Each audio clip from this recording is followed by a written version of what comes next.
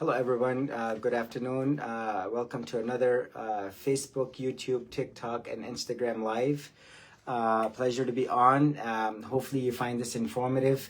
This is a very good educational tool for all of you to listen and ask any questions. Please go ahead and text them on whatever platform you're on so I can answer any of the questions you may have. There's a lot to talk about, a lot of developments over the last week. And I'm very happy to share them with you. If there's ever a time where I'm not sure, I will be the first person to say I do not know, more research needs to be done, or we need to look into the answers. There is very much objective evidence as to what we know already from the many patients that basically are hurting, complaining. They have been to the doctors many times, to the many subspecialists, to the endocrinologist, allergy immunologist, primary care doctors, to even the many plastic surgeons who continue to say that you are in excellent health and shape, and they have all these complaints and concerns. And unfortunately, there is no lab test, no imaging test, and the patients, quote unquote, are being told that they're in the best of their health on the labs, on paper, on imaging. But they continue to have what are the many signs, symptoms of what is breast implant illness. So if anyone who calls my office, they're basically given this list of problems, complaints. And what is breast implant illness? Essentially, it's a constellation of signs, symptoms of the silicone toxicity that the body recognizes as foreign and then starts reacting. And essentially, the whole immune system goes haywire. And that the patients complain of what is, the most common symptom being fatigue. So the patient would check off that box.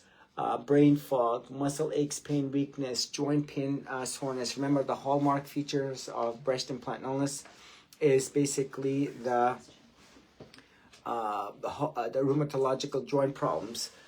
You have hair loss, dry skin, eyes, weight gain, and weight loss in some patients like 10-15%, easy bruising, temperature intolerance. Autoimmune diseases are big.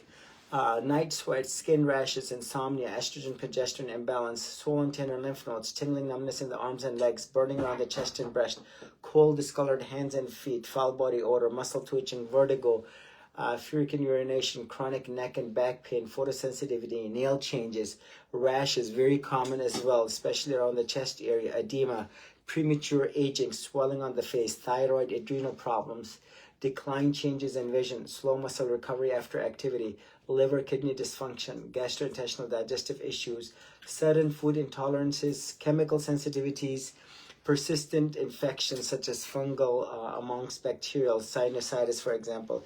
In a very small subset of patients, suicidal ideations, shortness of breath, heart palpitations, even in the many young patients, for example, that have called me, not all of them, small subset, that they said that they had these irregular heartbeats. They went to the emergency room and they were told that the heart is normal. They went to the cardiologist, they got the Holter monitor, echo, and the stress test, and it was all negative.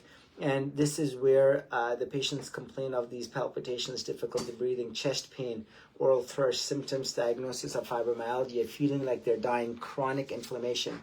If you go on YouTube or Google Images and you type in before, after, you will see the many patients, just their pictures before, after Explant, how they have improved. Recurring sinus yeast infections, throat clearing, difficulty swallowing, headaches, dizziness, anxiety, panic attacks. A big part of this are the psychological impacts that the patients go through, such as anxiety, depression, panic attacks, emotional instability, metallic taste in the mouth, diagnosis of Lyme, and ringing of the ears. Now, what is very interesting, this is very well established. There is no denying the fact. If you go talk to the many patients, the many celebrities who have come forth, you will hear directly how they have benefited.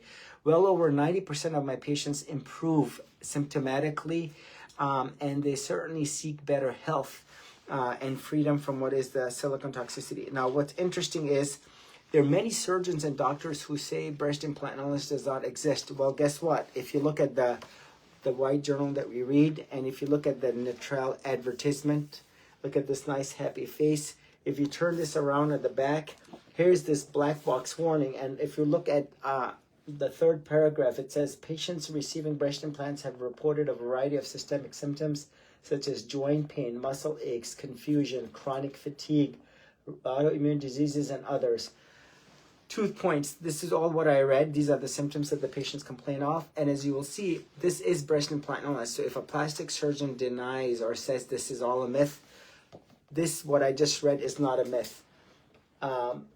It says over here, basically, individual patient risk for developing these symptoms has not been well established. Some patients report complete resolution of symptoms when the implants are removed without replacement.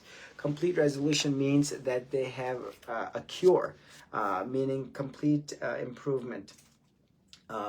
So the bottom line here is that, this is a real problem with a real solution. And this is where, if you call my office and you ask for a phone consult or in-person consult, you will see that the patients themselves will attest to and state that they have gone to the doctors many times. These symptoms linger on, and they know it's a diagnosis of exclusion. And there are so many patients I've talked to over the years that have stated that they know for a fact 100% they have breast implant illness because they know their body the most. These are patients who are in their 30s, 40s, 50s, even 70s.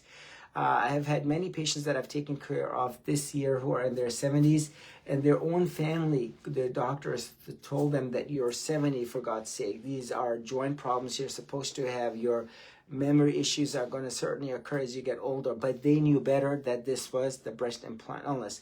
Just last week, I took care of another patient, 81 years of age. She's the one with the ruptured right implant from 2021, to my total surprise. And as you can see, she had history of spilled silicone. She subjectively also improved within hours of having had the explant. Now, I just want to mention, I just learned a couple days ago, there is a plastic surgeon who basically stopped augmenting, and he came forth and he said very definitively that given the risk versus benefits, he's choosing not to augment, and he's basically not a believer in implants. And I tell him congratulations, and we all appreciate your integrity, your professionalism. Do no harm is the oath he took, I took, and this is where he is not going to be doing a procedure that ultimately only harms the patients. So this is a surgery where, if you look at all my patients that I've talked to, they have said two things. Number one, they wish they had never gotten implants. They wish they had removed them sooner so that they could have gotten their life back. Now, I want to go ahead and emphasize one thing. If you go to 10 different explant surgeons, all 10 of them are going to have, basically, the surgeons are going to have different surgical approaches, majority of which are cutting around the nipple areola and down, and basically an S or a J. I talked to a lady yesterday, and she said to me she's been studying breast implant illness explantation for almost 15 years, and we're going to hear her own words. She said that she's sought out all surgeons because she has the time. She's in her late 60s, and she has basically looked at each and every surgeon from every state, which is very doable because there's only a handful of us who are coming forth and talking actively about it. And she said herself that she knows of the many surgeons who are now exclusively only explanting. They're not augmenting at all.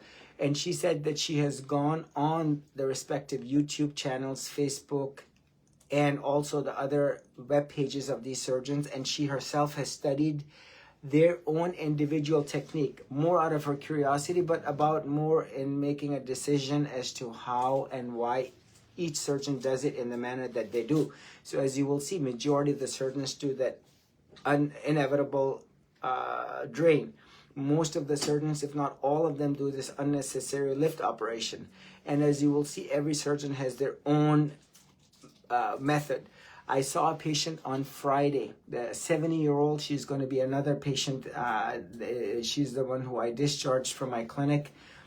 She's 70, and clearly, as you will see from her own words, she did not need a lift and she did not need drains. And you will see she sought out other consultations and she knew better about what exactly she wanted, even at age 70. And the bottom line here is there is, from case to case, majority of the patients, well over 80%, do not need that unnecessary lift and certainly do not need that unnecessary drain.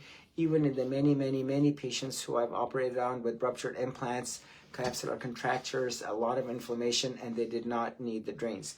Now, I want to go ahead and basically talk about how to choose your surgeon.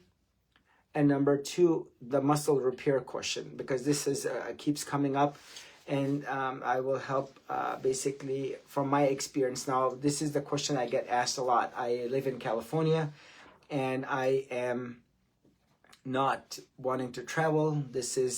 I have a lot of plastic surgeons. How do I choose the right one? The first and foremost thing is that your surgeon must only be explanting, should not be augmenting. That automatically authenticates, certifies, builds credibility to that surgeon because he or she is doing the right thing. And that, remember, to put in an implant takes 45 minutes to 1 hour, both of them, right and left. It takes 1 hour or less to doing an augmentation. To do a proper explant, and this is the time that I take, it's approximately 4 hours plus minus. So last week I did a case, it went well over 5 hours because it was a very involved case. So now the other thing I want to mention within point number one, that your surgeon should only be explanting and not augmenting within the whole group.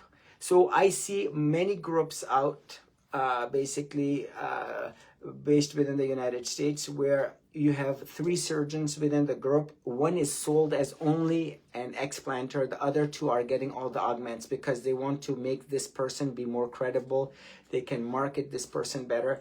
And so you want to be careful that under one roof, under one specialty, and under that same surgeon who you are talking to, that you're basically is the one who's going to be doing the surgery, and that there is no profit sharing, if you will. So if you have surgeon A who's only explanting, but they're basically benefiting and diverting other patients who are augmenting and patient to surgeon B and surgeon C, that is not basically, they're tricking you into believing that this person is only an explanter. So you want to make sure you do your homework. The second thing I want to mention here is that your surgeon must show high definition videos of the right and left chest separately, plus high definition pictures showing complete removal of the capsule. You need to see the raw ribs, the intercostal muscle fascia, the fascia of the serratus anterior being removed, fascia of the pectoralis minor, the periosteum, that's the layer directly on top of the rib, and the perichondrium, the layer directly on the cartilage part of the rib, the muscle in between the rib, the intercostal muscle fascia must be removed, so that you are actually visualizing complete removal. So there is no second guessing the surgeon. And so this must be done. If it's not done, then it was never, if it was never videotaped, it was never pictured, that means it was never done. The third thing, which is very important, that the surgeon must be an advocate. He should be, or she should be, actively talking about it, and then he or she should have a Facebook or Instagram page or another social media page where the patients, the previous patients must be talking to each other, talking to the prospective patients, because that truly certifies me, authenticates me, and builds credibility, where the patients have a choice and a chance to talk to one another, so that the prospective patient, when they sign up, they know exactly what they're looking for. So the many patients that I've talked to, they've signed up for my surgeries even without talking to me, because they know exactly why I do it, how I do it. And this is extremely important, so that you are an advocate, you're basically making change happen. Now, if I can get 30, 50 surgeons collectively grouped together who are only augmenting, you will see there is going to be more and more discussion about why anyone would want to augment and why anyone would want to harm. And this is where, as you can see, the momentum is already set. 5, 7, 8 years ago, no one was even talking about it. Nowadays, every plastic surgeon pretty much is talking about it. And so it's very important for you as a patient to do your homework, to do your research. Do not rush into the surgery.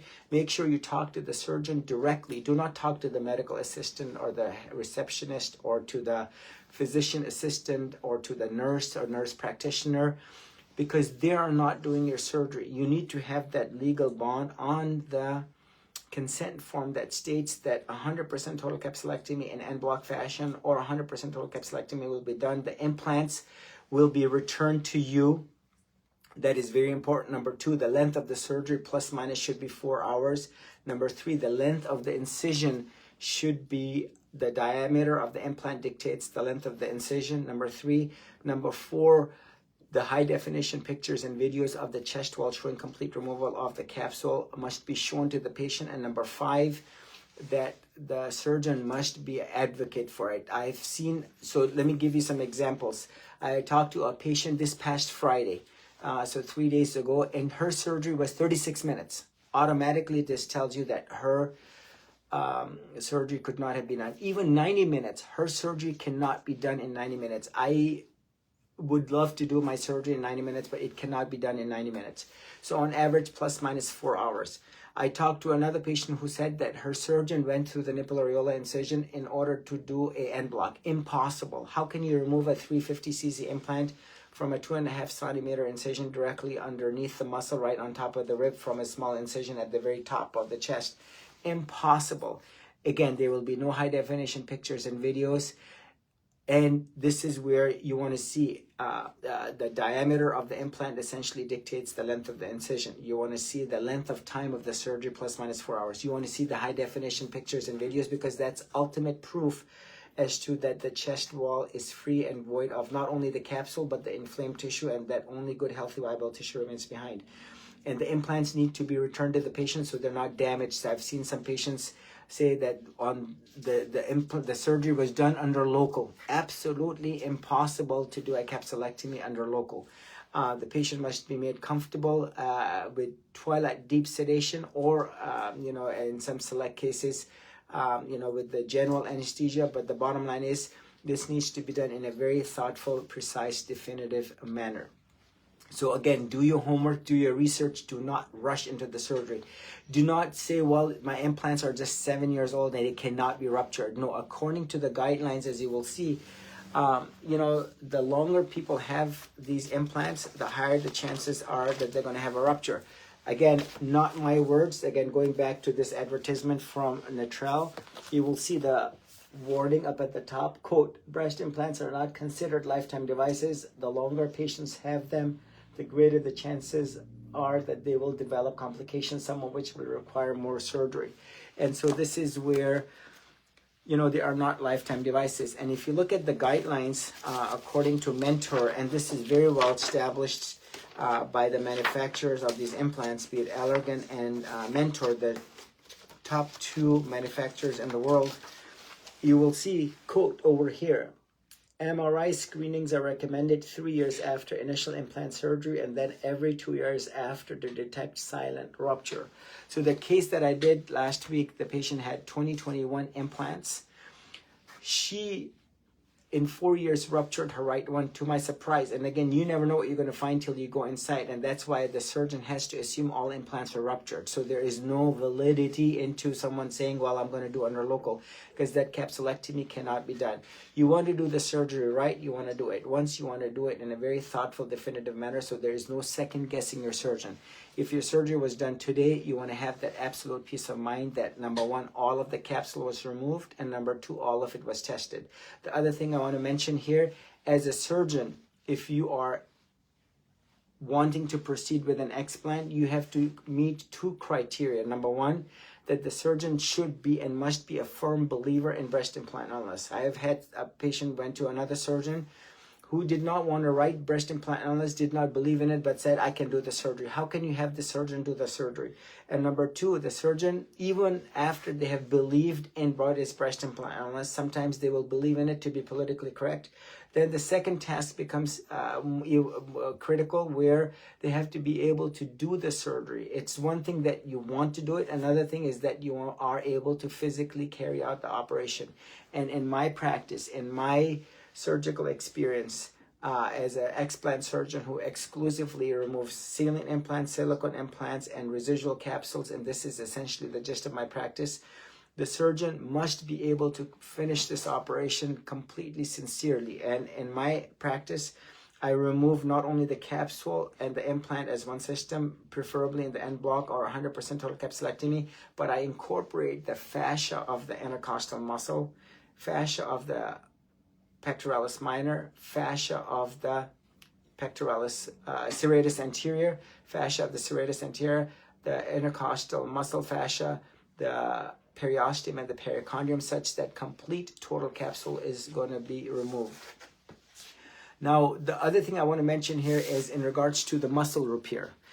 And as you will see, this is a very important question. Now, it all depends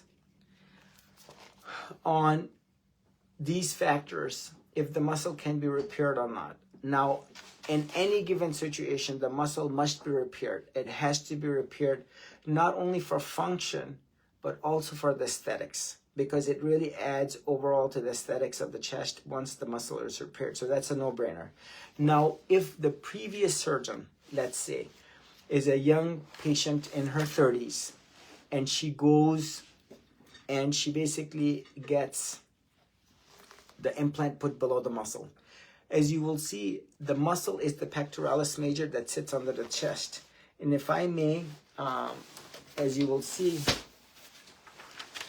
and I'm just going to go ahead and see if I can draw for you, if this is the chest, and this is the pectoralis major muscle, and this is the midline right here. If this is the pectoralis major muscle, the surgeon, when they go through the armpit or through the nipple areola or through the bottom, they cut the muscle at the bottom in order to put the implant underneath the muscle. That's how you're going to get it. Now, let me give you some examples. I took care of a patient from Hawaii almost 8 weeks ago. Nice tall lady, 5'11", and she had a very small, reasonable implant that was tucked underneath the muscle from the side. The surgeon did a phenomenal job. Below the muscle, did not cut the muscle. The surgeon gets an A+. So I said to the patient, you had a phenomenal surgeon, and he put in small size implants, and the surgeon gets an A+ from me because he did not cut the muscle, he did not have you be hurt, and there was least amount of trauma done. Now, another patient came to me. She's now 70 kilograms. She got 595 cc implants. Now imagine this muscle. If you look at the chest width, if you put a 595 cc implants on this, it's going to be this big, if you will, the implant. You have to now cut the muscle more, and now when you cut the muscle coat window shades up. So let me use this as an example. It might be a little bit drastic, but let's say if I take my Achilles tendon and I cut my Achilles tendon up on the leg, for example, right here, right? And what's going to happen to the muscle? It's going to retract up. It's going to pull up by default, because remember, the muscle is under pull. So if this muscle, the pectoralis major on the right, is cut at the bottom, the muscle lifts up and essentially window shades up. So it's a very large implant, and the surgeon is trying to put this below the muscle. The muscle is going to retract up. Does the surgeon take the muscle and then tack it down to the bottom of the chest? No. Sometimes they cut the inframammary crease ligament, IMC ligament, inframammary crease ligament. And this is where they cannot go up, they cannot go lateral, they cannot go medial, so they have to go down. Now they have to put a big implant at the bottom. Now guess what? How much more muscle they cut? And now over time, the implant only goes downward and outward, because that's the path of least resistance. And they absolutely cannot take the muscle and move it down. This surgeon or this patient's choice of putting a large implant, the way the muscle was cut, maybe she has had 2, 3. Once the muscle retracts up, so once I've cut my Achilles tendon, I cannot 3 months later pull it down all the way down and then tack it to the bone, right? You have to get a serial extension or a conduit or something. In this case, once the muscle was cut, it retracts up. No one on earth can take that muscle and move it down. Another analogy to make is an elderly patient. Let's say she is 70, male or female, and they get a stroke, and now they contract inward.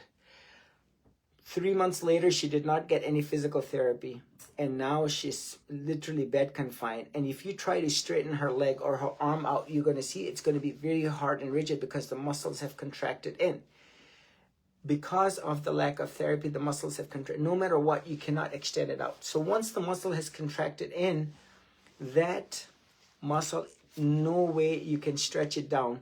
Even if the surgeon is going to tack it down to the serratus or to the periosteum of one of the ribs where the origin of the muscle was, just a small movement of that suture that is holding it together, it's going to cause it to tear and cause it to bleed. And so that muscle cannot be repaired because it's already contracted, it's atrophied, it's weakened. Remember, if you put the implant below the thigh muscle and you run, you're not going to be able to run as fast, as efficiently. And in this case, and your implant is below the pectoralis major and you try to compress, the implants are going to have that dynamic movement and it's going to be a very awkward feeling. And that once you cut the muscle, you compromise the muscle function and you compromise the muscle function permanently. So if I take an Olympian, for example, and he's a sprinter or she's a sprinter, and I cut their leg muscles and the muscle retracts up, 3 months later, I cannot take that muscle and basically anchor it down because the muscle is cut, the damage was done. When I was a med student and I saw on a young mom, the pectoralis major was cut in the name of cosmesis, I said, wow, that's a big sacrifice. And that's why the bodybuilders get their implants above the muscle, because you do not want to kill the career. And now the other thing I want to mention here is the shoulder is like a tripod, which means that there is one anterior movement, which is, you know, the muscles of the pec, for example, or if you have to lift a gallon of milk, that's the pec function. You have muscles of the deltoid that move the arm up and out, like the abduction of the arms. And then you have the muscles of the back, the suprainfraspinatus. So just like you have a camera tripod, the anterior muscles, the muscles on the lateral, the deltoid, and the suprainfraspinatus, the muscles in the back, they are like in equilibrium. They stabilize the neck, back, shoulder overall, if you will. Once you cut the muscle and you put the implant under the muscle, now that muscle mass, muscle strength is compromised. And if you use your muscles, guess what? You compress against the implant, against the rib, and it's a very awkward feeling, and the implants dynamically move up and down. So you have this animation deformity, very similar to a male bodybuilder on stage when they flex their pec muscles. You can see the pec muscles bounce up and down. So you will see the patients, the ladies, their implants will move up and down because they are below the muscle, and it's going to be an awkward feeling. And now over time, you will see, because there is no support at the bottom, the muscle just gravitates downward, the implant gravitates downward and outward from underneath the muscle. And you will see most of the patients, if they rub their arms against, they're going to be rubbing the implant that has only bottomed downward and outward, unless you have a contracture, unless you had an excellent surgeon who did a wonderful job. So going back to this, if your surgeon put in very large implants or cut a lot more of the muscle, then that muscle repair becomes inevitable. Now let's talk about cancer patients. So in a cancer patient, let's say here's the pec muscle on the chest, right? You have a pec muscle on the chest.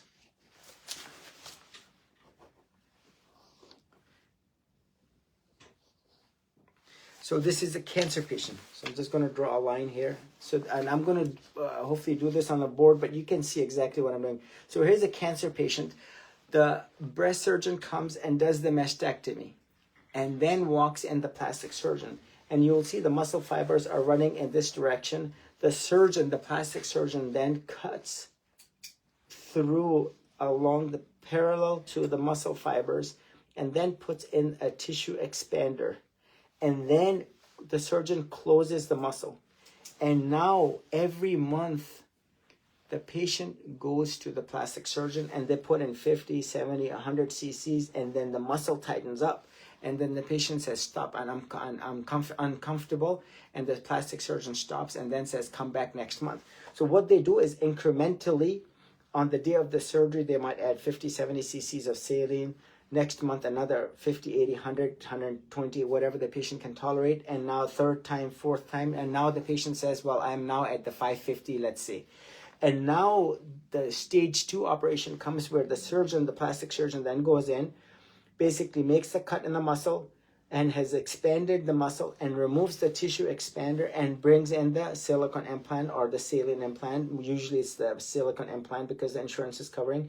And then the surgeon puts the implant underneath and then secures it with suture. And so the muscle repair in this case will only be done by me. because as I go in, I make a similar cut, remove the implant and the capsule, and then I repair the muscle. So the muscle repair in the cancer patient is done. Now, in the same cancer patient, if they used alloderm, which is cadaveric skin, a dead person's skin, and they covered the lower part, the muscle was cut. That muscle cannot be moved down. So as a ethical professional rule, if I have to repair the muscle and I can, I absolutely very much so, because not only for function, but also for aesthetics. If the patient had very large implants, the patient's previous surgeon was not a good surgeon, that he did not do it optimally right, and that he compromised the muscle by putting an alloderm, or it was done technically very deficient, then I am left with no choice to not repair the muscle, because it simply cannot be done, not only by me, but any plastic surgeon on earth. And this is pretty much what's going to be echoed by any plastic surgeon. It's not a matter of if it cannot, it just simply cannot. That same patient that has a contracted knee and it's locked in for 3-6 months, you may try the best aggressive physical therapy, occupational therapy. After a couple of years, you will see you will never be straightening that leg. And these patients, unfortunately, who are bedridden after stroke, or they basically have a contracted knee, they unfortunately get ulcers, and they end up getting BKA or AKA, usually above the knee, amputations, so as to prevent any of these contracture problems. Similarly, likewise, when the muscle is cut, its function is compromised. And after 3-6 months or so of having been cut, the muscle atrophies, weakens, it truly is not used, and the functionality of it. So I tell my patients, the muscle that was cut, you never truly sought its purpose and its use, so you're not going to notice its absence post-op. And if anything, I have my patients, like I talked to a patient today, I discharged her from my clinic. I tell her, you're going to gently do the bicep curls, and then you're going to eventually end up doing gentle yoga and neck, back, shoulder exercises. And in 6-9 months, a year of daily workouts, you're going to build the muscle mass, and you're going to be better than ever before than when you had implants. And this is where not only the posture is going to change, the inflammation effect is going to change for the better, and overall the function is going to be overall better. Mar, do we have any questions from any of our listeners? Yes, Stacy from Facebook commented on our announcement for this live. She said that my implants are above the muscle, and my left pectoral muscle is very sore, especially with movement. I'm not sure if there is damage done to the muscle and what that looks like for me coming in for an end block implant closure. So remember, because you have the implant, you have the body reacting to it with inflammation.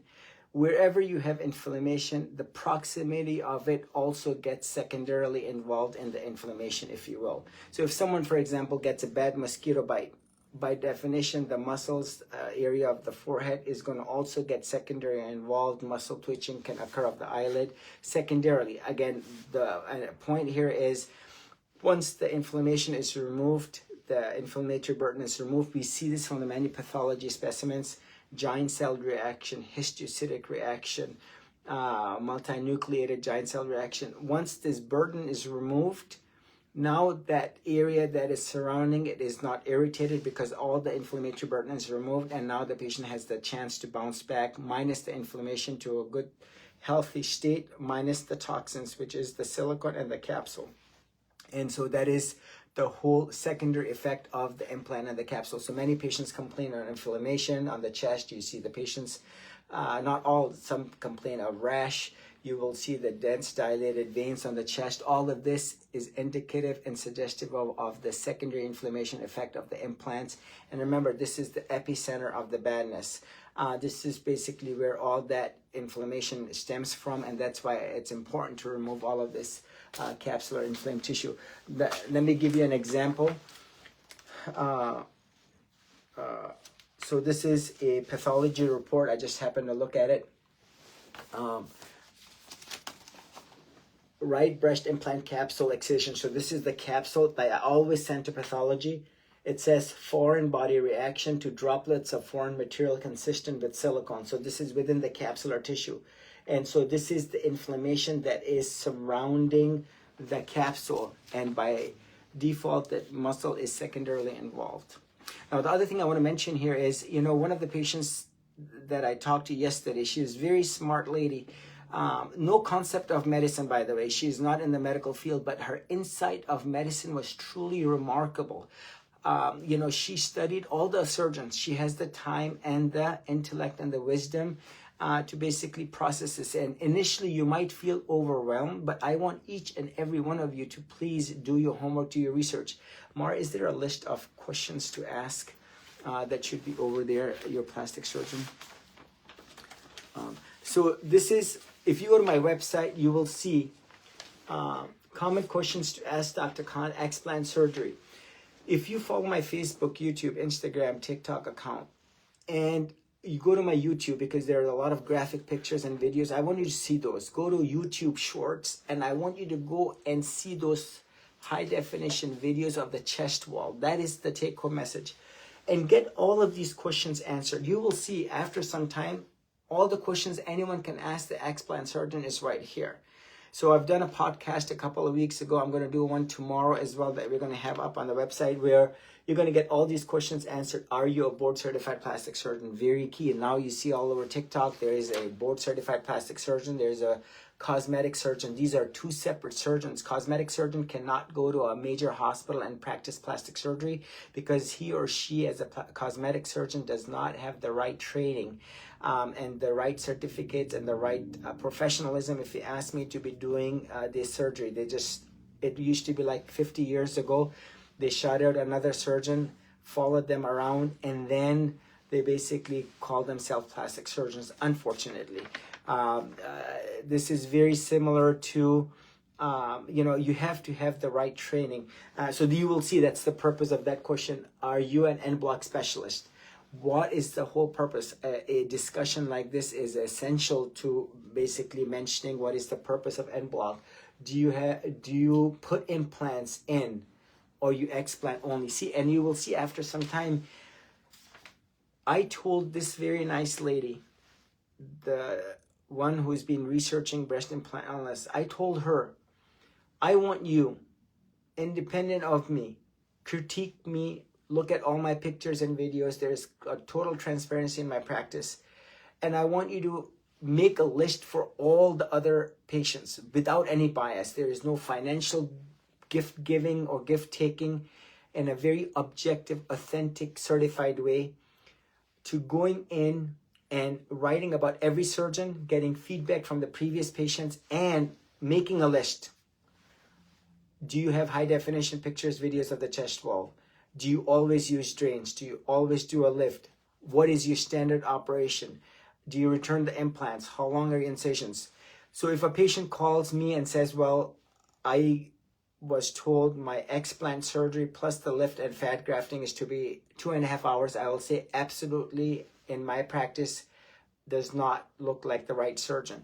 Another surgery done in 90 minutes, it does not look like to be the right. Now, this is where I'm sharing how I do it and what I think is right and wrong with absolute certainty, so that I am helping my patients understand what truly an en bloc, what is a total capsulectomy, what it means, so that the patients can make their right informed decision. Imagine you got your surgery today and you look back and you put your head on the pillow and you say, are you happy and smiling and confident and you have that peace of mind and contentment that your surgeon did the right surgery? Or are you second guessing the surgeon because your insurance paid for it? So let me say this to you. Anyone who says the insurance paid for the surgery, 100% your surgeon did not do the right surgery, because the amount of reimbursement that a surgeon gets from this procedure, if the insurance even pays for it, is going to be anywhere from $700, $1,200, and which will not justify the 4 hours plus minus. Insurances are a big scam in the United States. As you will see with the United Healthcare, there's a big fraud case against them. Anyone who takes insurance and bills extra for fat grafting, whatnot else, is another scheme as far as not doing the right surgery. You want to be very careful about talking to the surgeon and getting that feedback so that you know what you're signing up for, and so that there's no hidden surprises. And you need to have done your homework. If you take your gallbladder out in any of the states in the US, it's going to be done in exactly the same way how it is done anywhere. if you do your explant, every surgeon has their own on-the-job training. Many surgeons don't want to even utter the word breast implant unless and during they are doing explants, and you can only imagine when the going gets tough and the surgery needs to be done, they basically falter, or they're not firm believers, or they feel that they will make a decision for the patient that it is okay to leave the capsule behind. So let me give you an example. When the implant is put in, it's usually 2-3 finger breadths below the clavicle, and the implant only over time moves down and outward. So it is important not only to remove the implant capsule from here, but all the way up to the upper part of the chest. And this is where that finesse and integrity and that honesty and that professionalism comes into play, where the surgeon takes it upon him or her to doing it completely, because the post-operative course is completely dependent on the surgeon having that sincere faith that if the whole capsule is not removed, that capsular burden, inflamed burden, that silicone burden, as you saw in that pathology report, will be left behind and the patient will not benefit completely. So I want to go ahead and expand on the drain part. Some surgeons believe that if they rush through the surgery, there is silicone that spills into the chest and that there is capsular tissue that's left behind, or they basically could not get it all out, or the silicone spills into the chest. Now the drains become mandatory. This patient on Sunday that I was talking about early, she said the drains are absolutely not required because there are now more and more surgeons who are doing the surgery without drains. And that is the right and the better and the more peace of mind way. If your surgeon is putting drains in, that means he was rushing through the surgery, left the silicone capsule behind, let some of the silicone spill into the chest, and now the drain becomes mandatory to clean out the badness. And once the silicone spills into the chest, you cannot wash it out. Imagine the slime, if you will, spills into the chest. No matter how much you put the irrigated with the irrigation solution or antibiotic solution, or how much drains you have for 2 to 3 weeks, is not going to clean out the chest. So the take-home message here is, if your surgeon's using drains, why is he or she putting in drains? And that, remember, the drains, if they open up, the seroma, the fluid can build back up. Remember, and then that is going to be a major catastrophe if that fluid that is within that GAP bulb syringe backtracks, or if the tubing backtracks in and out, that can seed the chest. And certainly drains are not required. I presented at a meeting in Dubai of the 1,000 explants that I had done, and I showed to my fellow colleagues, plastic surgeons, that the drains can be removed. Even in the 1200 cc implant that I removed, I said that patient, even her, she did not need drains. And I have done, as you have seen, there's so many thousands of implants that I've removed, be it the 800 ruptured, capsular contracture, history of radiation. These patients did not need the drains because it's not required. The other thing I would have mentioned in regards to that, 80% of the patients do not need the unnecessary lift. Between the pseudo lift, which is what I call the Khan Dekai procedure, this is my first assistant and I, when we were doing, I removed the excess skin at the bottom, that's the tissue expanded part, if you will, and the internal sutures that I pulled that lift the breast tissue up and medially. Between the recoiling of the skin and the breast tissue, between the fluffing effect, now that you don't have an implant sitting in the proximity of the breast tissue gets to expand. Any implant in the proximity of the breast tissue will cause the breast tissue to atrophy and diminish because of the mechanical shear presence of a mass next to the breast tissue. So with that gone, and with the inflammation subsides, and between the concavity of the chest, sometimes more, sometimes less, as a result of the implants, the ribs then actually pan out or fall out, and they're not, quote, concaved in because of the gravity of the implant. Especially on a capsular contracture case, you will see that the ribs will fall out, and you will see a year and a half out.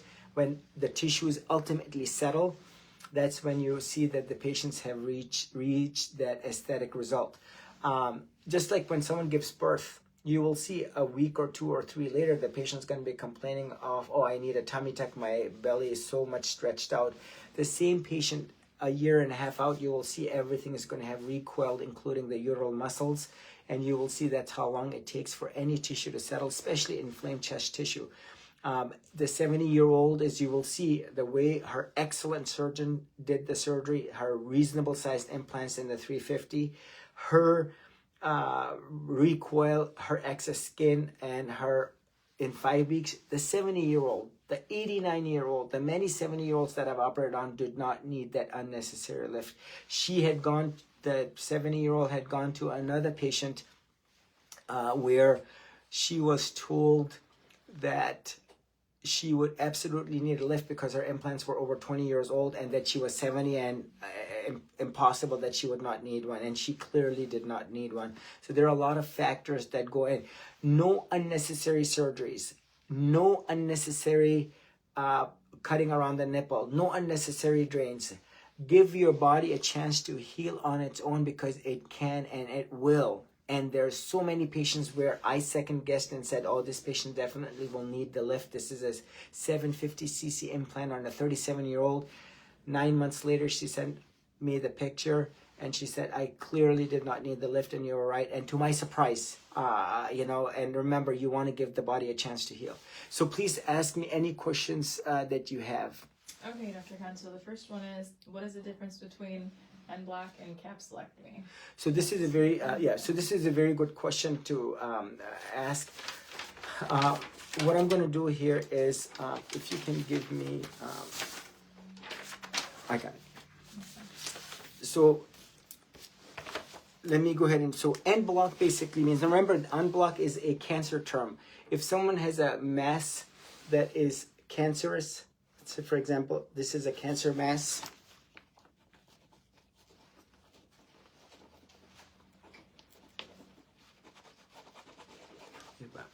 So this is a good, yeah.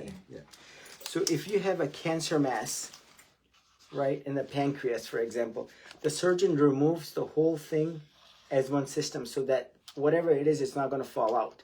So this is the word en bloc. So en bloc, when you extend it to implants, where you have the implant and you have the capsule around it, and it is completely removed in en bloc fashion without a break in the capsule. So this is en bloc. This is the gold standard. Excellent. This is what we want. The second one down is where the surgeon, here's the implant, and it's sitting right on top of the rib. The surgeon is doing the surgery, and now, because it is so tightly adherent to the rib, the surgeon made a cut such that there was a small cut in the capsule. So as you can see right here, a small cut in the capsule. Now, this is not optimal if the implant is ruptured or there's fluid because it's going to come out. But very much so, 100% of the times, all surgeons cannot be en bloc, including myself.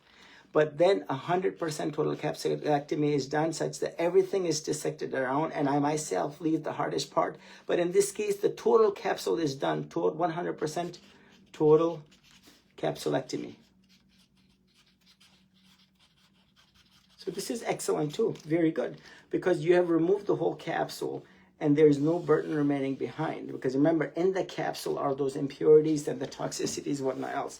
Now, let's say another surgeon who's rushing through the surgery, and this is the implant, and he does what is a partial capsulectomy, such that he removes this much, but the capsule on the rib, he said, oh, that was too tricky, I'm going to leave that behind. And this was left behind, and this was removed. This is a partial capsulectomy. Bad. No, not acceptable, because that small amount, 10, 15, 20, 30%, will continue to trigger and cause hurt. What if the person has CD30 positive? Are you going to go back and collect this? Bad. So your surgeon should be en bloc or 100% total capsulectomy, and the fact that all of the capsule was removed. So I have myself done many patients in 100% total capsulectomy and the implant was ruptured, but I did it in a very nice finesse way, such that this very last part is what I plugged in with a 4x4 sponge, a Raytech. I sutured that in, or I basically did not prevent this from falling, and as soon as I went in, I removed the implant, and there was no spillage. And because there was no need for the drain, no need, no silicone spilled into the chest, no need for the drain, and there was no inflammation because it was done in a very tedious, meticulous fashion. Remember, this surgery is not about speed. This surgery is all about care and finesse and the intellect and the wisdom, such that millimeter by millimeter, the capsule is removed along with all of the inflamed tissue. So if I give someone a marker and I say color the back of this, some people will start off like this and color and be done. No, this whole surgery is all about starting from this and slowly removing the capsule here, and then slowly moving the capsule here, and slowly removing the capsule here, millimeter by millimeter, such that you will eventually remove the whole capsule completely, definitively. Now, this is very tedious, very meticulous. I had one of my colleague surgeons come inside my operating room, which we do that, and he said, I could never do that. It's too painstakingly tenuous and hurts the neck and the back and the eyes and everything. It is not a surgery where you have to, and this is what it takes in order, and this is where you're dissecting right on top of the rib. If you ask 100 plastic surgeons to doing the surgery, 90 of them will not want to even hear the word removal of the capsule. And of the 10, they will be, quote, I use the word timid, not comfortable, because it requires the mindset and it requires the physical ability to doing it, because this is a surgery not for everyone. If I call one of my best friends to come in and doing the surgery, as good as a surgeon as he is, he will not be able to reproduce it because you have to do it from your heart. Yes, please. Okay, so next question. What is the best way to make sure your implants are okay? I think she's referring to like if they're ruptured or not. So, the bottom line here is, Imaging. imaging. As you can see, MRI screenings are recommended 3 years after initial implant surgery and then every 2 years after to detect silent rupture. If you look at the FDA guidelines, they say get an ultrasound first for starters, because remember, realistically, who's going to pay for it? The patient, right? How many patients are going to really do this? No physical exam. If you get 1,000 plastic surgeons and say, examine this patient, they will be all over. There will be no test, no examination. Remember, silent rupture means the implant is ruptured, and the surgeons will say, this is an excellent outcome. What are you talking about? And then you get an MRI, or in the many cases, I've gone into the operating room and it was a ruptured implant. Now, if you have a capsular contracture, 13% of the time it does occur, depending on what studies. If you see the many other problems that occur with the implants, you want to go ahead and get managed. As you will see, the hematoma, seroma, scar contracture, pain, malposition, basically inverted nipples, for example, that may occur, breast masses, breast cancer, cysts, fat necrosis, acute and chronic inflammation that sometimes occurs. As the implant moves down, it might now be impinging more on a nerve than what it was, let's say, a year ago. So there are many implants are not lifetime devices, as you heard, and the longer you have them, the higher the chances that you're going to have complications, some of which will require more surgery. And this is what I read earlier. So if you have any problems, any issues, seek out someone who will understand and listen to you. So let me give you the perfect example. The 70-year-old patient that came in, and she wanted an explant. She went to another surgeon who said, let's go ahead and take this set out and we'll put a brand new set in, so that 10 years later she can, plus minus, remember this is the lifespan of these implants, even the newer generation, she's going to run into problems. And you do not want to be 80 like the other patient that I was talking about and having to deal with problems, because remember, they are not lifetime devices. Next question. How do you know if the capsules were removed? So this is a very good question. So I talked to that patient on Friday and she already had her explant done. So I asked her 5 questions. How long was your surgery? Remember, plus minus has to be 4 hours. Hers was 36 minutes automatically. She basically knew that I knew that the capsules were left behind. Her incision was through the nipple areola. Automatically, her surgeon's capsules were left behind, period. Number 3, her surgeon, sometimes they write, I did not do a capsulectomy, it was too thin of a capsule and I left that behind. So that's the third way of confirming. Number 4, there are no high definition pictures and videos that were given to the patient, even though the patient asked for them. So that's kind of a red flag. Or number four, the capsules have been sent to pathology. So if the capsules that were sent to pathology are like small, like 3 by 5 centimeter, like this big, the size of like a small area, then you know if the patient had 500 cc implants, they should be at least 13.5 centimeters. So that in itself is a huge red flag that the capsule was not removed completely. Number 5, if your surgeon is not a believer in breast implant unless he's augmenting nonstop right and left, and he's like, of course I'm a believer in breast implant analysis, and the next thing you know, he goes in and does the case, you know that chances are he's not going to do it, she's not going to do it. Another way to find out is, you're going to find this very interesting. A couple of years, 3 years ago, there was another notable explant surgeon.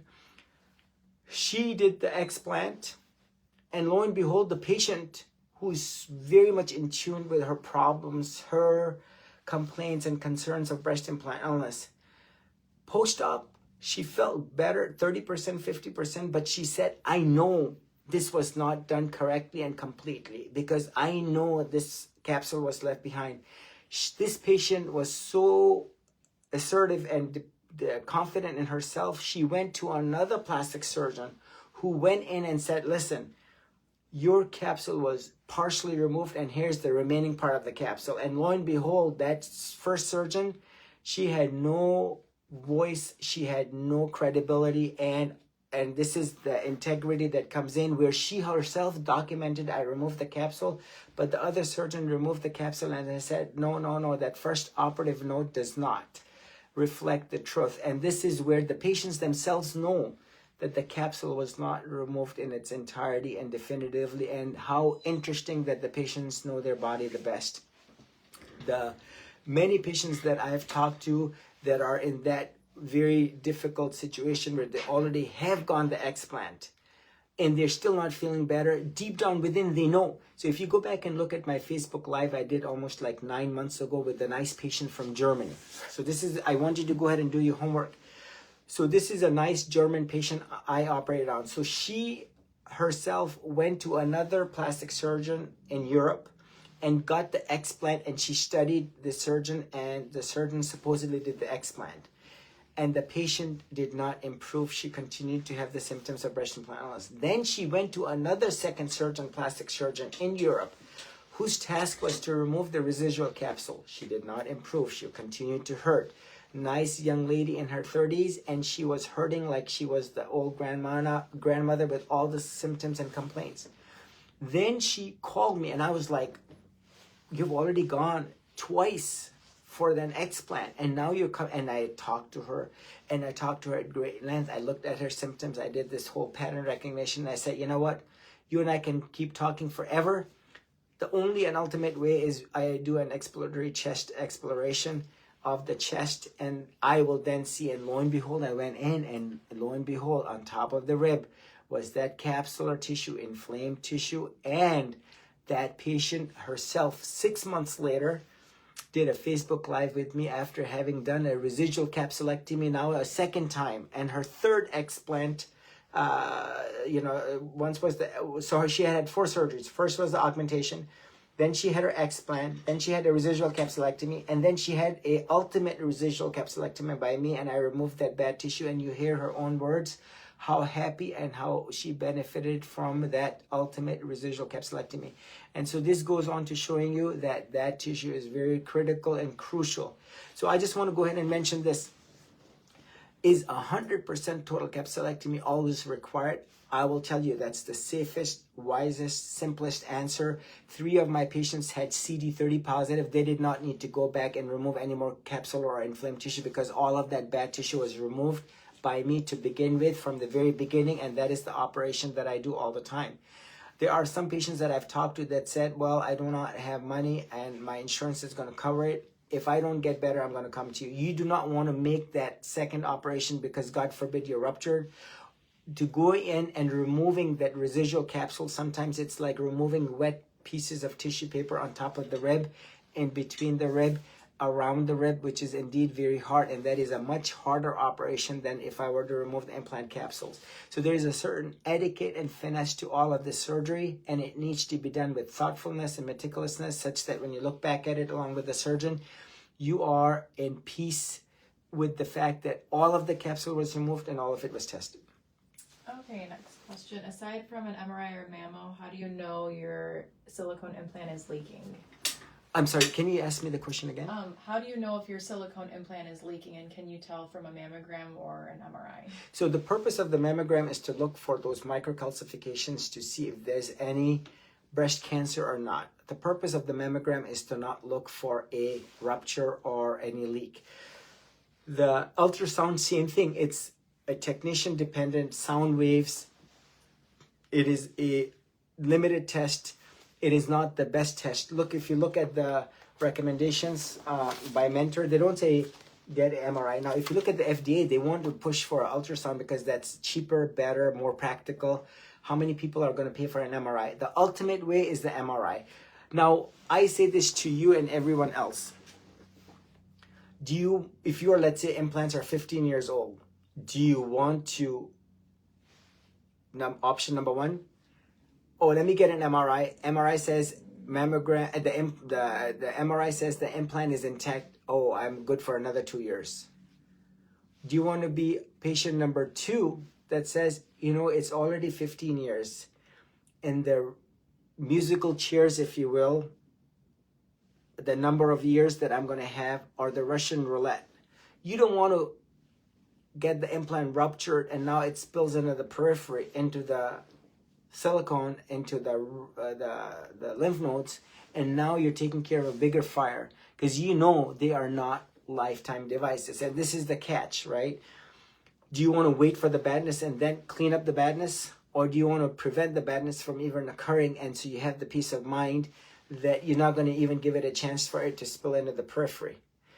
Now, this is where, what is the knowledge and the data that we have in all of this? Do you have that? Yeah. So this is the guidance from the FDA. It says, please Google this: guidance for industry and Food Drug Administration staff, breast implants, certain labeling recommendations to improve patient communication, FDA. And this is draft of this document was issued on October 24, 2019. Not my words. If you look at there, this is, in it is like the boxed warning, if you will. And then patient decision checklist. It says rupture screening recommendations update. Physician labeling. For asymptomatic patients, the first ultrasound or magnetic resonance imaging should be performed at 5 to 6 years post-operatively, then every 2 to 3 years after. So see how they ultrasound, or the better choice is the MRI. For symptomatic patients or patients with equivocal ultrasound results for rupture at any time post-op, an MRI is recommended. So they're telling you MRI is the better choice. It is recommended that you have periodic imaging, MRI, ultrasound of your silicone gel-filled implants to screen for implant rupture, regardless of whether your implants are for cosmetic augmentation or reconstruction. These recommendations do not replace other additional imaging that may be required depending on your medical history or circumstances, like screening and mammography for breast cancer. The other thing I want to highlight here is the fact that this is the boxed warning leak. Then they tell you, I understand that the long-term risk of breast implants may include painful or tightening, which is the capsular contracture, rupture or leaking, wrinkling of the implant, visibility of the implant edges, shifting of the implant, need for reoperation.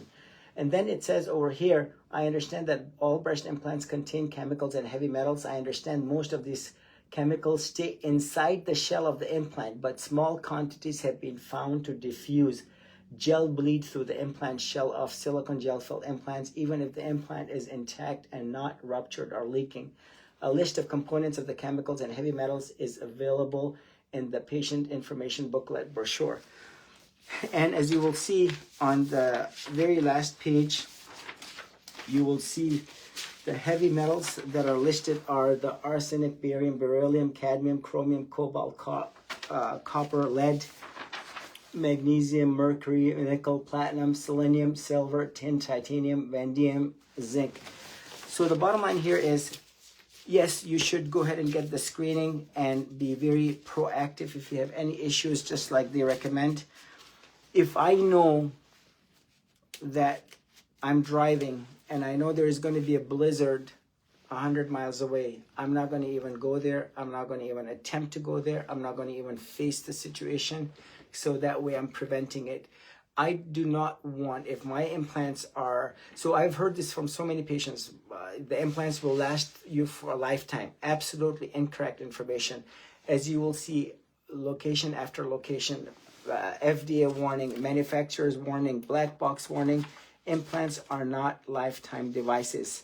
And this is where the longer you have them, the higher the chances are that you're going to have problems.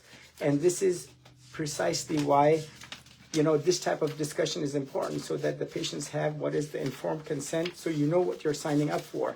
So that, do you want to let the badness happen and then you deal with it?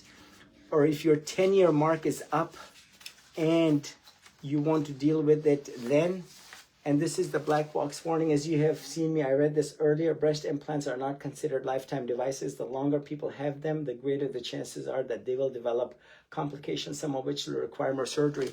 Look at the patient that I just took care of, the 81-year-old. She had a rupture of the right breast implant that she just got in 2021.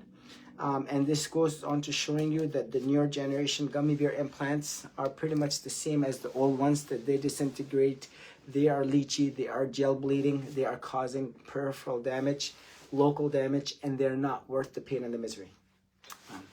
Next question, Dr. Khan? Yes, please. Okay, so do implants affect your sternoclavicular bone? I don't know. Yeah. So remember, the entire chest breast area is ultimately affected. Some more, some less, some not at all. The sternoclavicular is basically the sternum and the clavicle.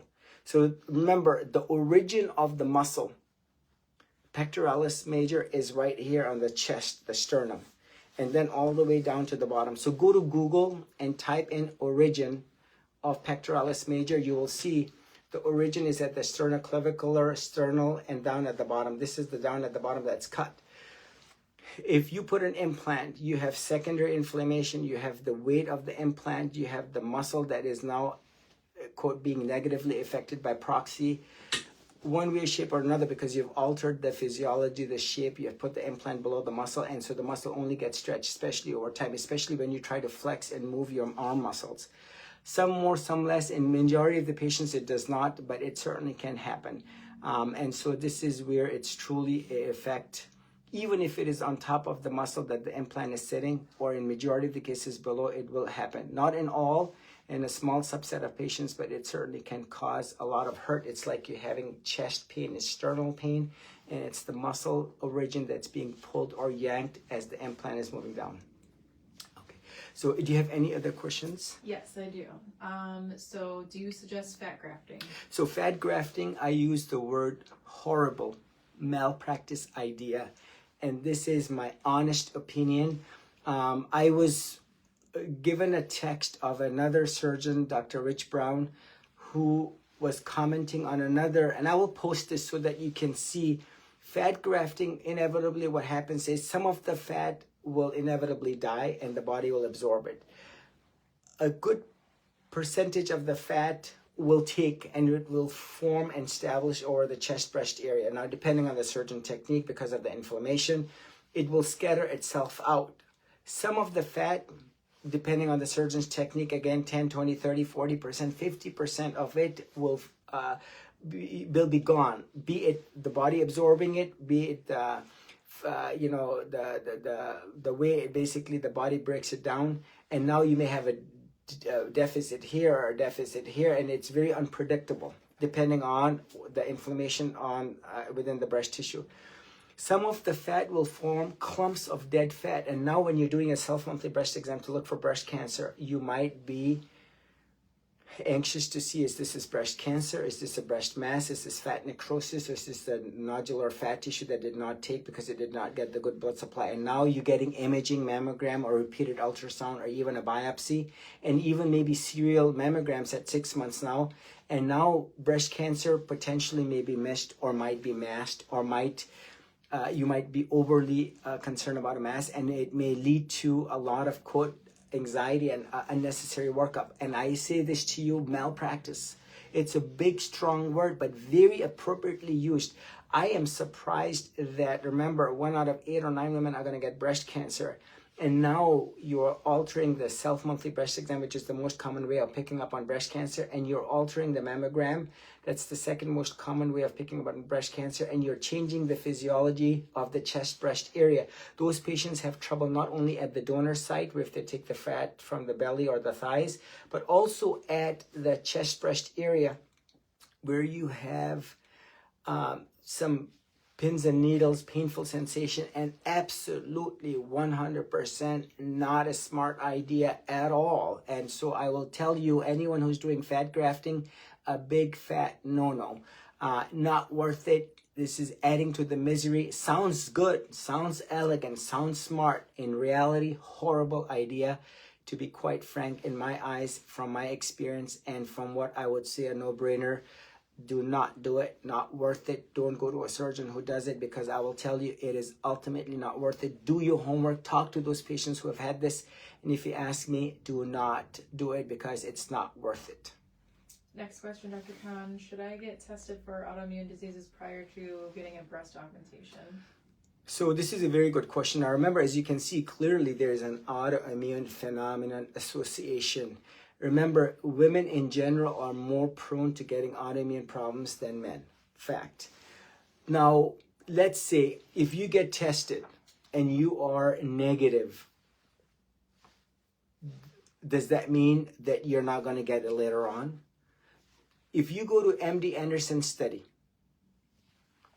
not my words again, nothing that I have said today other than what I've highlighted is the obvious. Remember, this is part of informed consent. I want you to do this. This is your homework for this question. Go to the MD Anderson study. I wish I had another tablet. We have 4 phones right now that are recording.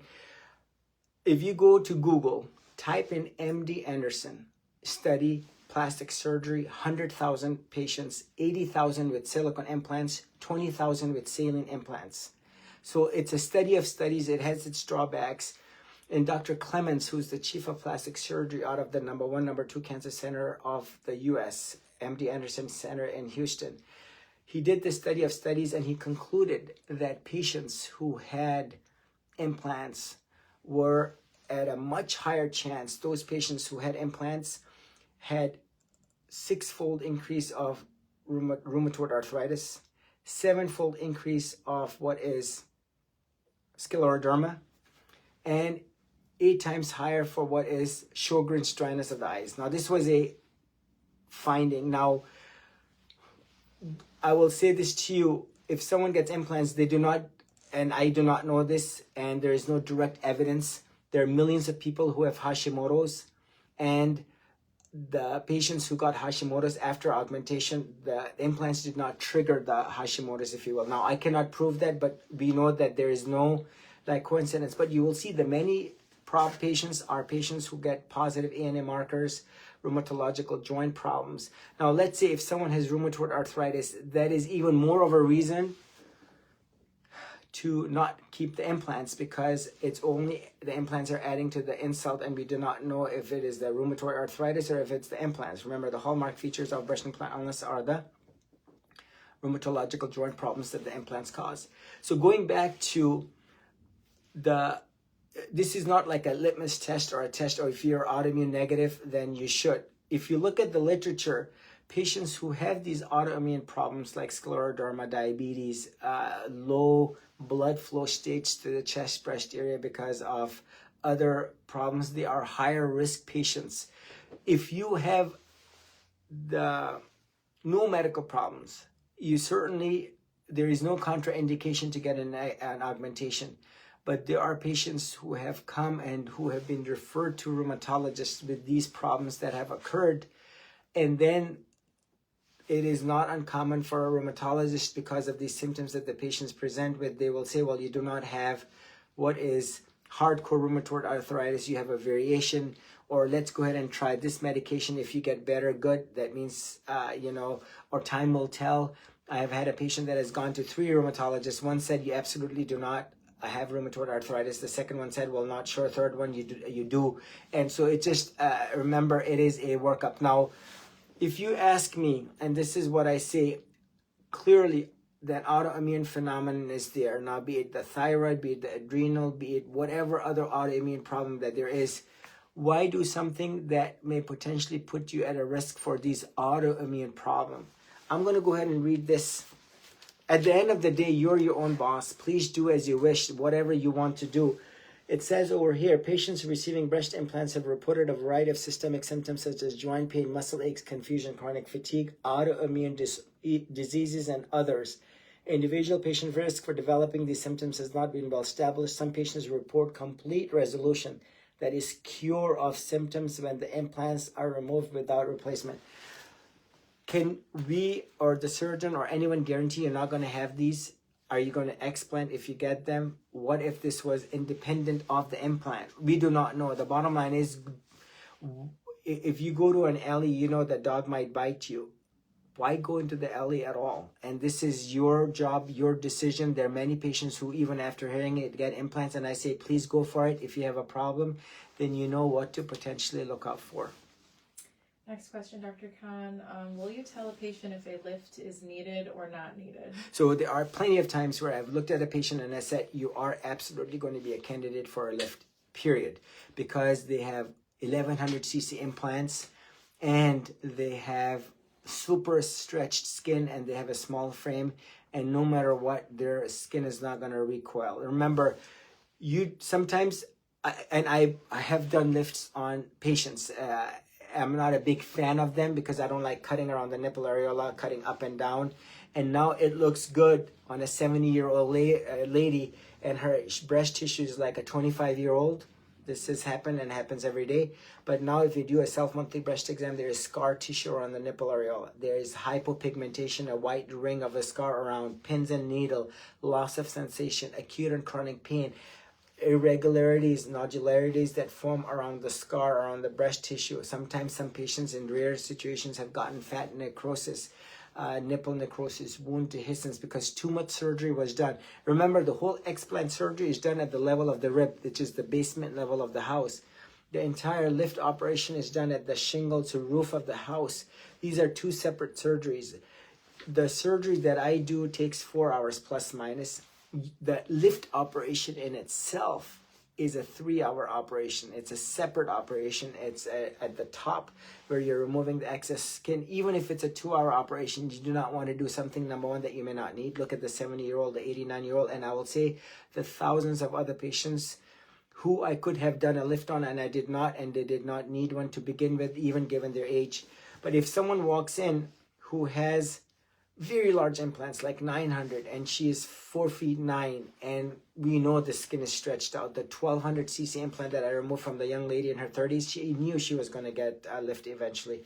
Not the right time to doing too much surgery. Otherwise you end up like what is the Mexico phenomenon, where you go travel, you do a upper arm lift, fat grafting, breast lift, augmentation, tummy tuck, thigh lift, and the next thing you know, 12-hour surgery, you come back to the States and now everything's falling apart. You do not want to do too much surgery, number one, on a day that you may not need. Number two, that may lead to problems that will lead you to be on the operating room table for a long period of time, and a surgery that may potentially may not be even required. Next question, Dr. Khan. Do you need to scrape the rib in order to get all of the capsule? So very good point. This is very important take-home message. Remember, this whole surgery is about the capsule. In order for me to remove the whole capsule, if you can imagine, I have a water balloon. This is the water balloon, my fist, and it's sitting right on top of, let's say, let me give you another example, the chair. Or like against this, for example. Now, in order for me to remove this balloon with this thin capsule, I have to remove part of this leather chair seat in the back for me to completely, definitively, certainly removing the whole capsule. Because if I cut into the capsule, that implant is going to, if it's ruptured or fluid around, it's going to leak out, right? So what I do is, Imagine if I'm wearing a glove. That's another good example. And I have to remove part of the glove along with the capsule that's super tightly adherent to the ribs. So the glove pieces are coming off. So if these ones are the ribs and I'm wearing a glove, I have to incorporate the fascia of the rib, the fascia of the intercostal muscle, the fascia of the pectoralis minor, the fascia of the serratus above the pectoralis major fascia, so that now I can say I've removed the whole capsule. Because if you don't remove that fascia of those respective muscles and the periosteum, now you're leaving the capsule behind and you have done disservice to the patient. This is what you want to see on high definition picture and video. So when you use the word, so there is one thing called physically remove. That's basically what I just described. Now, another surgeon who says, I'm going to take the bovie and I'm going to cauterize and burn that tissue on top of the rib. Wrong, bad. That's just like saying, when you barbecue a chicken and you let it sit on top of the grill and you, quote, cauterize, burn it, you'll still have remnants of the silicone remaining on the grill. You do not want that at all. You want to physically remove the whole capsule, and what ensures and guarantees it is you remove the fascia. What is the fascia? So if you've ever had ribs, or if you have had ribs and you peeled that layer of slimy scar tissue fascia, and now you're looking at raw rib. So that's like the bone itself minus the covering. That is what you want to see left behind, not cauterizing that fascia, because that is inadequate. You have to physically remove that. And you will see this on the YouTube shorts. All patients with what is raw rib, raw intercostal muscle, there is no layer of fascia on top of that muscle because that was removed along with the capsule, because that guarantees for me as a surgeon that all of that capsule was removed. Next question, Dr. Khan. Is there a way to know before explant if the chest will be concave? So we do not know because sometimes when you look at it, the implants are masking that chest. And ultimately, the only way is if you're looking at it. The other way one can do it if you get a imaging study and you can see the concavity of the rib. But I would not recommend it because it's not going to change any management. Once you remove the implant, that concavity is going to, quote, self-correct itself over the next 6 months, a year and a half, now that there is no pressure directly on top of the rib. And then last one that I have is, are saline implants safer than silicone? So both of them are evil. So if I smoke a cigarette and I smoke a cigar, both of them cause lung cancer. To both of them, you have the silicone that leaches out of the silicone shell of the saline implant, causes the same hurt. So if I have 1,000 patients that come to me and they have an implant, I cannot tell by looking at their complaints, oh, you have saline, you have silicone. Remember, when they banned the silicone implants in 1992, they should have banned saline because they cause the same hurt and misery of what is silicone toxicity. That whatever the shell of that saline implant, which is made up of silicone, that small amount of silicone in itself is enough to cause the same hurt and misery as an intact silicone implant. And as this it causes the same hurt and misery as a ruptured silicone implant. So the bottom line here is all three are interchangeably bad. They all are associated with the same complaints, same issues. Textured implants by far more notoriously associated with that rare BIALCL. And so remember, the saline implants, there have been studies that have been done that shows silica migration from the silicone shell of the saline implant into the lung tissue, into the periphery, into the many capsules that I've sent to pathology. I will end with this on my end. In my way, I have a very defined way, regardless of age, regardless of comorbidities, regardless of anything. I return the implants to the patient if they're intact or ruptured. I send the capsules off to pathology, rule out the rare BIALCL CD30 analysis. This is the Khan procedure. I send cultures for aerobic, anaerobic, and fungal to the microbiology lab. I do not do that unnecessary lift in the vast majority of the cases because it's not required, as I discussed earlier. I do not do the unnecessary drains in well over 5 years, 5.5 years now. I take high definition pictures and videos. This is extremely important, of the chest wall, showing that fascia removed, the periosteum, perichondrium removed, the fascia of the pectoralis minor, serratus anterior, and inferiorly the pectoralis major, all of that removed. And then twilight, deep sedation in vast majority of the patients. There's a doctor that I'm going to be operating on soon. She has reflux. She has and she is also another patient that's on Ozempic because it slows down the gut. Both of these patients are going to get an endotracheal tube because we do not want to put the acid or the stomach contents into the lungs. So in very select patients, the tube will happen for their patient's own safety. And number 8, regardless of the comorbidities, the patients all get the same surgery, so that there is no saying, well, you're old, you're going to get a quick operation, you're young, so you're going to get a right operation, or let me see what I'm going to find when I go inside. Over the years, as you will see, I have learned from my experience. I've talked to a lot of surgeons, and I'll tell you, there are many surgeons who want to do this operation. And if you ask me sometimes when the going gets tough inside the surgery, because they call me, they tell me, how did you do it without drains? I have had prominent surgeons, with all due respect to them, ask me, how can you do the surgery? And I tell them, just watch my YouTube videos and my Facebook post. And now I'm going to be posting a lot of these YouTube shorts, so you'll see firsthand exactly how I do the operation.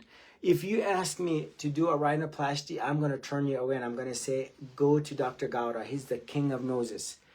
But when it comes to explant, you want to go to the specialist who does explant only. You do not want to second guess your recovery on what is a real problem with a real solution. The other thing I want to watch out is be careful who you listen to. You do not want to listen to a liaison or a nurse practitioner, or I was on this show, or I was on that show, or I have a Facebook group with this many thousands of followers. These are not board certified plastic surgeons. They have never even stepped into the operating room. You may think you understand, even after all the teaching I have done, what happens in the operating room. I'll tell you, it's still a big question mark for a lot of. If I bring in my best friend who is an internal medicine doctor, or even a thoracic surgeon, and say, this is how you do the operation, I will tell you, they will be very much surprised, because it is a very much learned surgical technique, and it is not for everyone because it requires that meticulous finesse and determination. It is dangerous surgery. I agree totally, completely. So when, anonymous question, when an implant is calcified, is it easier to explant? Absolutely. I would rather operate and remove something hard and calcified because I have something sturdy. So my best patient is the patient who's postmenopausal, easier tissue planes, above the muscle, calcified, and small implant. My worst patient is the one who has had a radiated chest, below the muscle, very big implant sitting over 5-6 ribs, ruptured with a lot of inflammation done by a bad surgeon, technically deficient, and a patient with previous multiple surgeries, definitely a lot more involved. When someone is older, the tissue planes are better, the muscle dissection is easier. Someone 25, a lot more involved muscle, a lot more thicker muscle, a lot more thicker skin. Everything is overall, in general, more involved.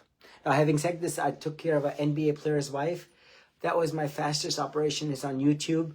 And literally it was 27 minutes each side. And I will tell you, a hard capsule above the muscle done by a very good notable surgeon. And the implant, the capsule and the implant literally wanted to run out as soon as I made the cut. Is there a way to find out if your implant is calcified? You will feel the hardness. If you get a mammogram, you might see those calcifications on an ultrasound. You will see they're going to be relatively hard and not soft. I have silicone in my, next question. I have silicone in my lymph nodes. I do not know what to do next. I will tell you, it is wrong, improper. It is not right to remove those lymph nodes, otherwise you might get lymphedema, because it might not be just in the lymph nodes, it might have gone to the other tissues. So the proper etiquette, now sometimes whenever you have an enlarged lymph node or a bad lymph node, you want to rule out malignancy like breast cancer. So you may sample one lymph node just to make sure that this is what it is, and they can do what are energy dispersive x-rays or electron microscopy studies in order to show that that's what's present. But there is really removal of the lymph nodes is not standard, not ideal, and I would not recommend, because the removal causes more hurt than the benefit of removing them. So please ask me questions. We'll do this again next week on the 11th. I have another Facebook Live with a wonderful patient, a local patient. And this is a wonderful Facebook Live that you're going to see on August the 11th. We have lined up. This is the husband who took it upon himself, who looked at his wife and said, I don't like how ill you are. He himself, as an engineer, sat down in the early hours of the day and the night and did an extensive research online himself, wrote down the complaints that the patient had, and then in a very sophisticated, calculated, engineered way, said to his wife, you have breast implant illness, you need to get these toxic implants out. His wife was, no, you do not, you're wrong. And lo and behold, she said, I will do what you say as you're suggesting, because they had exhausted all avenues. The husband was key and instrumental in educating the wife and coming up with the decision that it was time for her to explant. And I said to him, you bought yourself a Facebook Live? And he said, absolutely. So we'll hear from him. The other thing I want to mention is, this is as of just a few hours ago, I am going to plan on having a clinic in Los Angeles where I'm going to physically see patients in person so that I can do a face-to-face consultation. And it will be on a Saturday, I believe, in the latter part of September, so that I can answer any questions. I have a California license, and if we have the right patient pool and we have the right set of patients, I hope to be explanting in California as well. And we will see how it will help the many patients who are interested in not traveling, since there are a lot of patients from California who are interested in explanting, and I've taken care of a lot of patients. So certainly we can attend to those patients, and we can make it convenient. I would fly out my team out there at a surgery center that I know a lot of friends who are out there, and so we'll see in whatever capacity how we can. But this is just a thought, and very much hopefully going to be in reality over the next month. We will, a month and a half, that we will hopefully translate this out such that we'll be able to offer our services in California as well, the golden state of California. Take care, all the very best. Please get your questions ready, and I hope to answer them next week.